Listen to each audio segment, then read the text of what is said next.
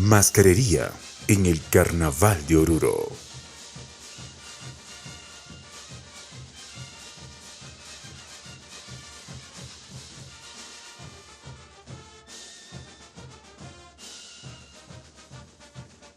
Uno de los elementos imprescindibles del Carnaval de Oruro lo constituye la mascarería. En nuestro contexto, toma vital importancia este arte y sobre todo sus principales expositores, quienes han ido transmitiendo dicho conocimiento a través del tiempo y de generación en generación.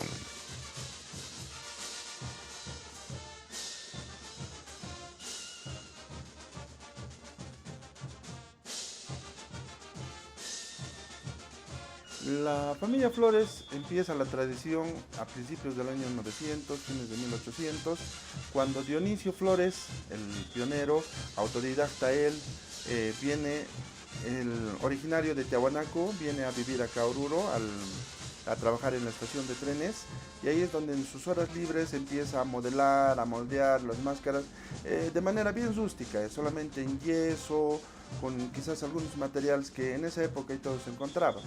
Posteriormente a él le continúa su hijo, que sería Pánfilo Flores Luna, quien de muy joven se fue a vivir con unos párrocos españoles, donde aprendió las técnicas modernas de arte, ya el cortado de vidrio, el manejo mejor de los pinceles, endurado de materiales como el cartón, el tocuyo. Entonces él viene muy joven aquí a Oruro y cuando ya las diabladas estaban un poco más en auge y empieza a hacer las máscaras, ya más estilizadas, ya más moldeadas, con un fino acabado. Posteriormente a él le continúa mi señor padre René Flores Ordóñez, quien a partir de los años 60 ya empieza con lo que es la fabricación de las máscaras, dándole ya totalmente una identidad propia al Carnaval de Oruro, con lo que son las máscaras ya más desarrolladas, con dragones, astas, ojos de cristal, termos, haciendo que la máscara sea mucho más lujosa. Y en la actualidad mi persona es el que está prosiguiendo con este arte de las máscaras, siempre tratando de mantener la tradición, tratando de mantener esa esencia que es lo tradicional del diablo orureño.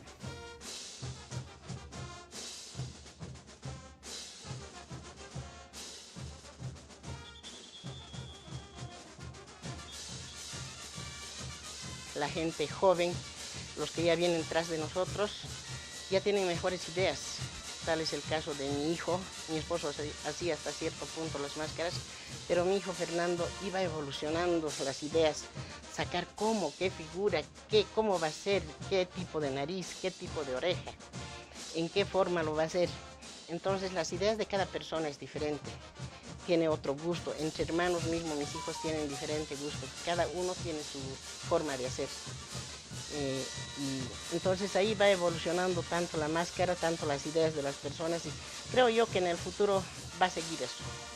He tenido la suerte de nacer en esta familia de artesanos, pues que vamos elaborando por tradición familiar las caretas para el Carnaval de Oruro. Ya estas caretas es todo un arte hacer las máscaras. Y lo vamos aprendiendo pues al pasar los años. Uno aprende ayudando al papá desde niño, cuando tenemos nuestros 6, 8 años. Ya empezamos con cosas pequeñas, va pasando los años, uno va volviéndose más diestro en el manejo de materiales y pues ya vamos haciendo nuestros primeros trabajos, de forma que cuando uno llega a la adolescencia ya puede hacer algunos trabajos. En sí nosotros todos mis hermanos hemos nacido con esto. Siempre desde que éramos pequeñitos hemos visto la habilidad que tenía mi papá y tratábamos de ayudarle en una y otra cosa. Así hemos ido creciendo.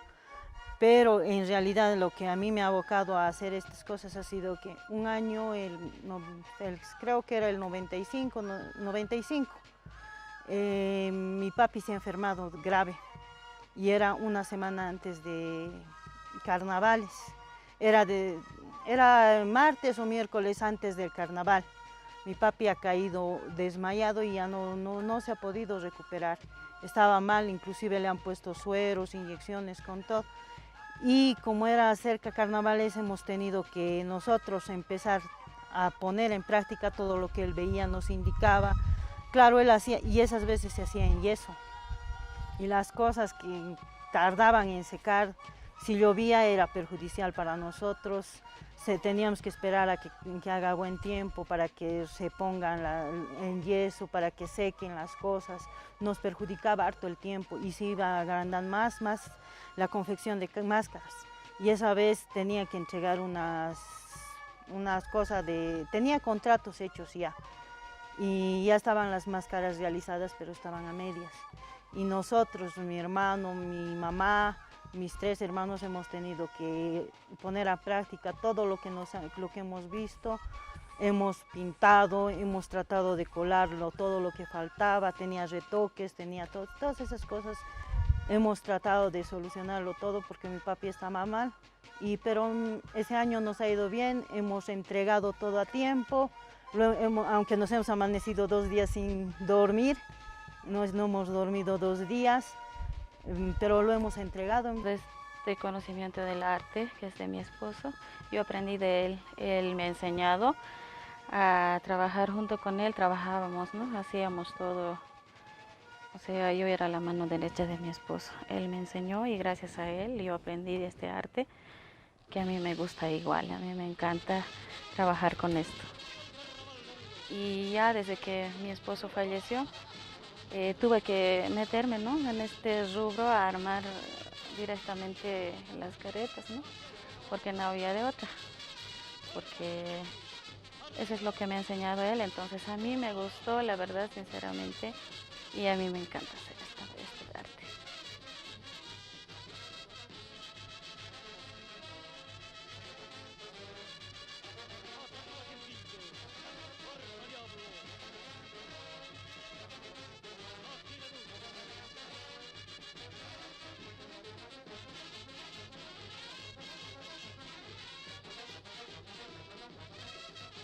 De 1885 es hecho en fuste de sombrero, por eso que no se rompe nada, tiene sus ojitos en el mismo lugar, el mismo pintado en el mismo material.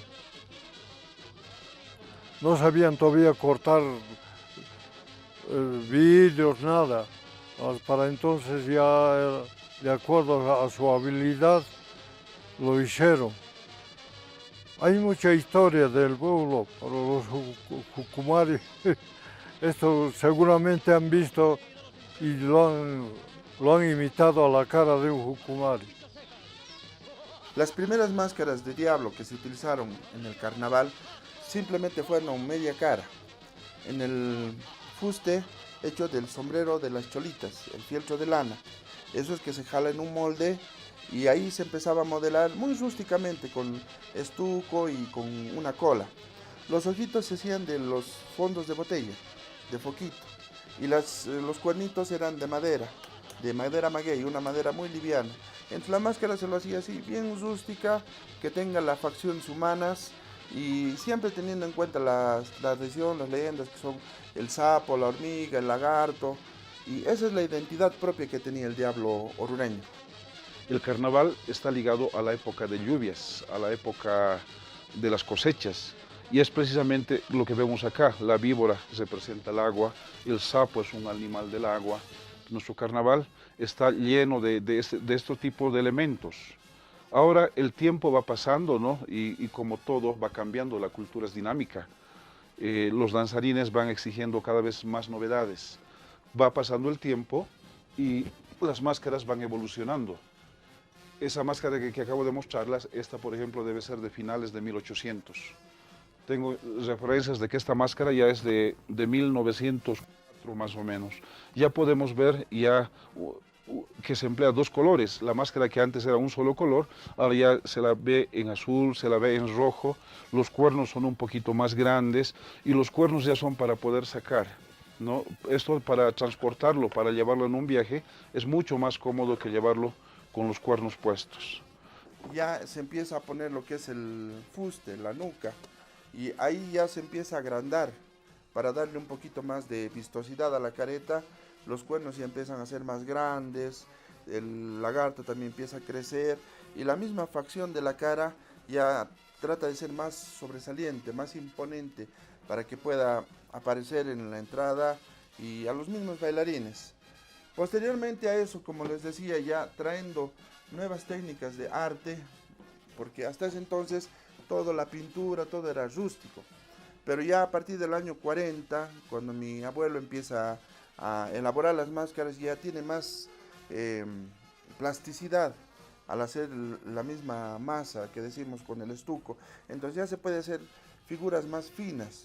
Los ojos también ya dejan de ser el fondo de botella y se empieza a usar las bombillas de luz, los foquitos. Los dientes de la misma manera, se empieza a usar ya cartones, se empieza a usar tocuyo y ya le damos un poco más de elegancia al trabajo, más finura. La pintura también llega a ser más fina porque ya empieza a llegar también las empresas de pintura, colores también ya empiezan a ser más vivos. Se hizo estas guaraguas en yeso, es el modelo de mi maestro Trifón Quiroga. Él es el más habiloso, como se pueda decir. Él ha cambiado ojos de foco, cejas de termo y ha modelado estas guaraguas, llamamos guaraguas llamamos, y así. Hacía también sus orejas en fuste, el dragoncito de 3 cabezas. Mantengo yo este modelito de dragón, era de su invento. Y después ya estos hacíamos todavía otros. Y se ponían dientes de termo. Y eso es lo que mantenían. Mayormente que han mantenido estos modelos, estas caretas, los de la Frate.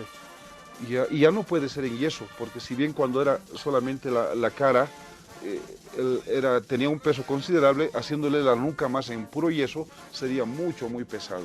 El artesano se da modos y va buscando la forma de hacerlo cada vez más grande y más liviano. Es así que se va incursionando en nuevos materiales y se usa pues el fieltro de sombrero.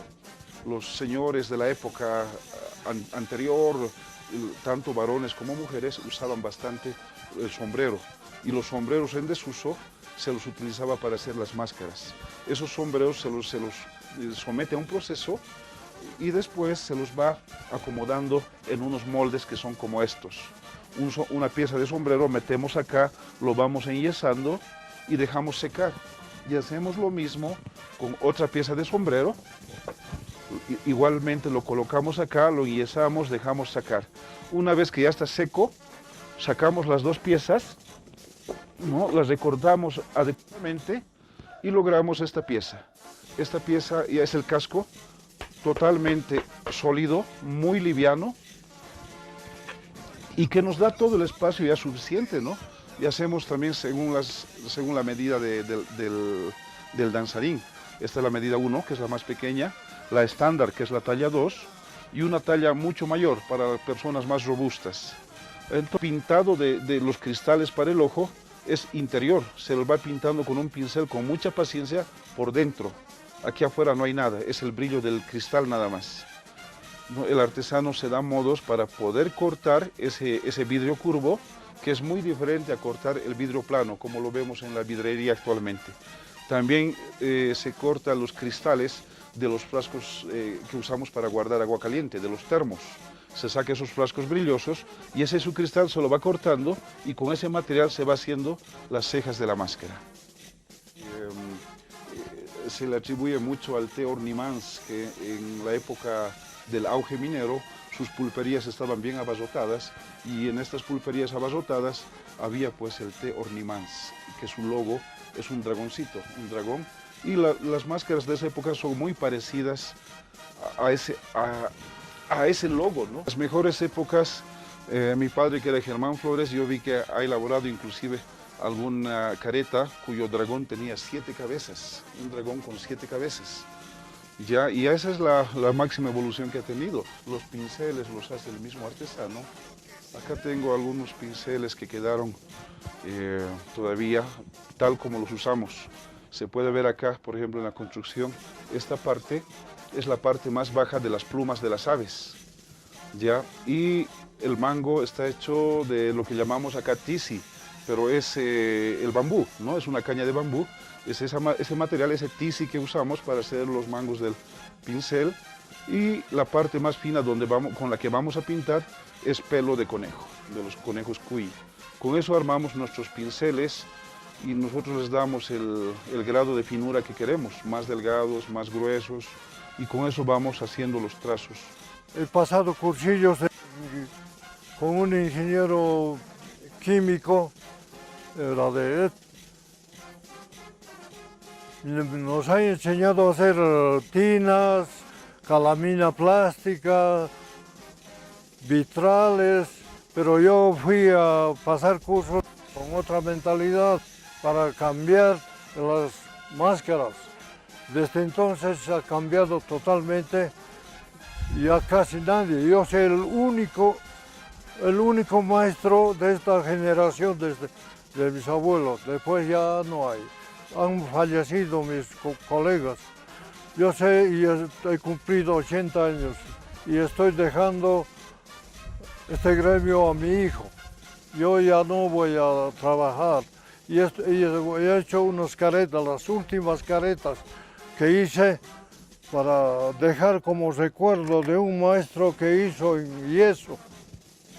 El tiempo sigue pasando y las máscaras se van haciendo mucho más grandes.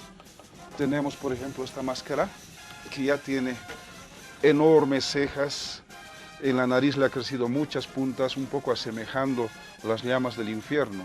Los ojos ya están muy desorbitados, arriba hay elementos como el sapo, alguna vez hemos puesto hormigas, ¿no? Y el peso ya es la limitante. Como tiene tantos elementos, tenemos que ir buscando cada vez formas de aligerar, pero seguir evolucionando. Que siempre he tenido esa intención de mantener el modelo que han hecho nuestros antepasados, pero lo que cambia son los clientes. Se traen modelos, incluso me traen ahora el internet, con la tecnología hay diferentes modelos que se ven.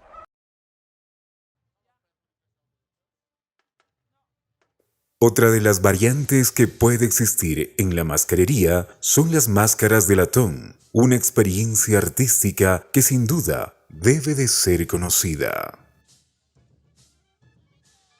Esto está hecho en hojalata, la lata de alcohol, pero nosotros lo moldeamos. Está hecho, nosotros no tenemos máquina, se hace a puro golpe.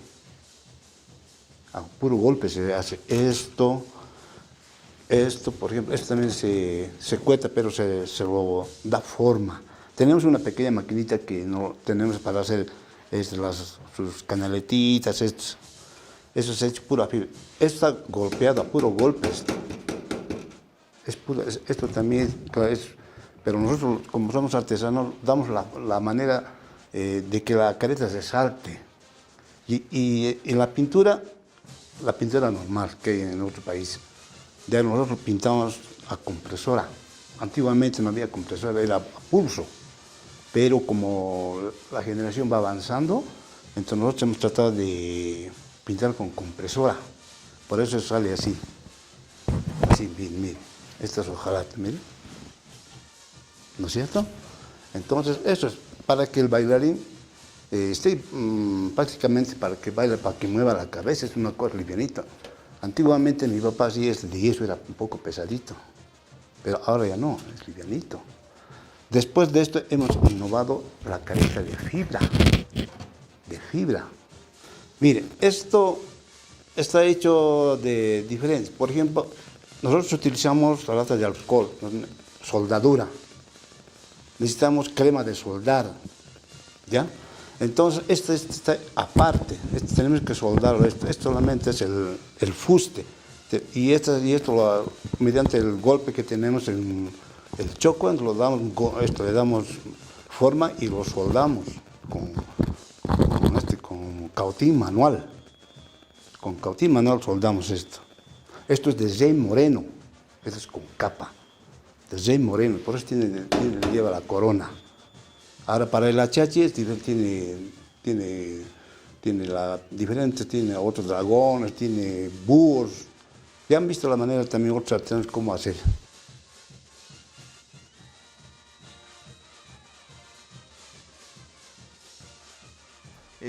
A mí me gustaría, nos interesaría mucho, era un sueño siempre de mi papá y de todos mis antepasados, que la máscara se mantenga tal como es, que ese arte que se ha ido se vaya mejorando aún, que no se pierda la esencia, que no se pongan cosas foráneas, porque se ha visto que, incluso yo cuento una anécdota, ¿no? Alguna vez viene algún cliente y me dice, ¿me lo puedes poner un jugador de San José en la careta?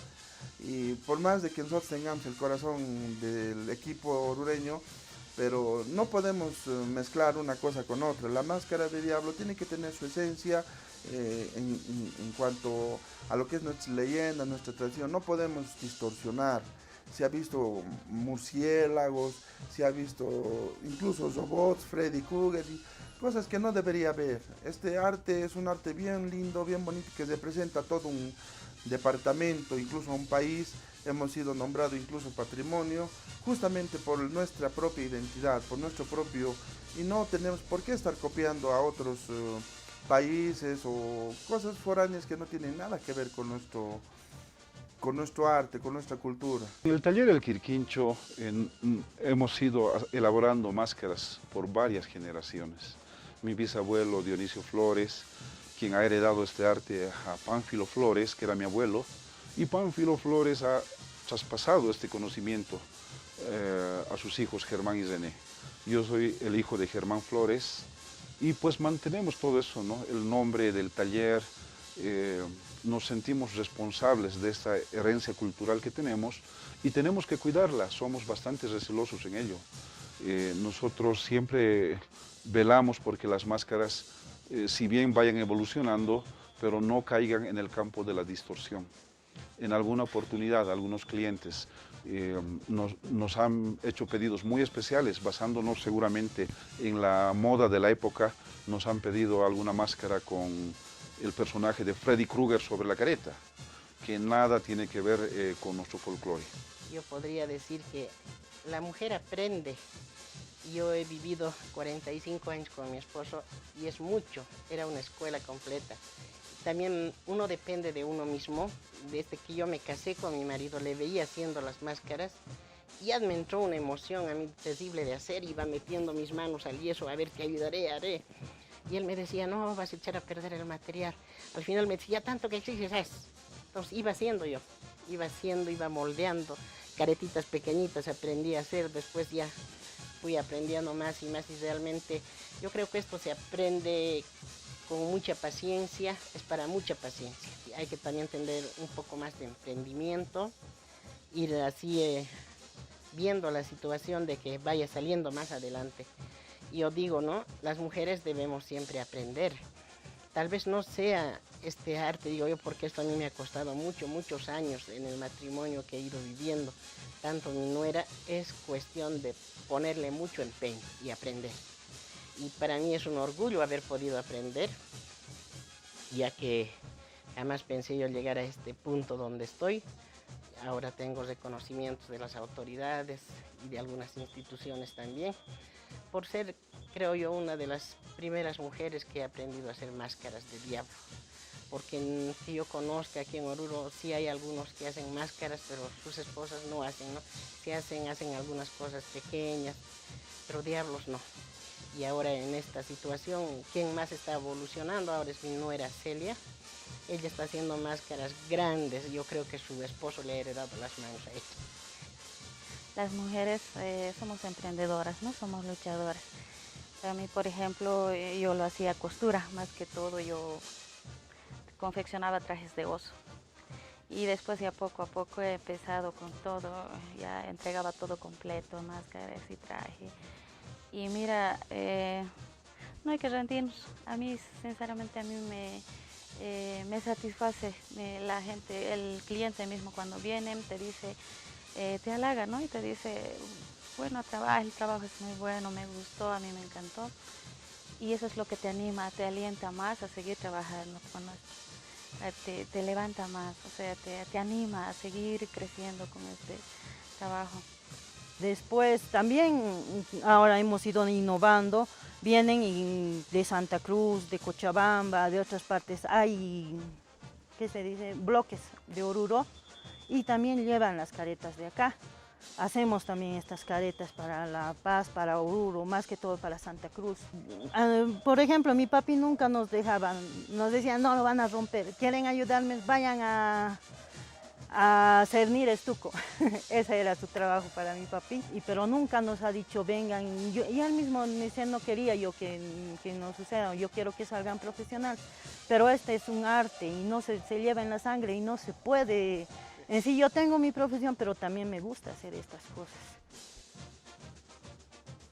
El arte de la mascarería, un legado del Carnaval de Oruro al mundo, a través de sus protagonistas, que dejan huella material de su arte para ser difundido en Bolivia y el mundo.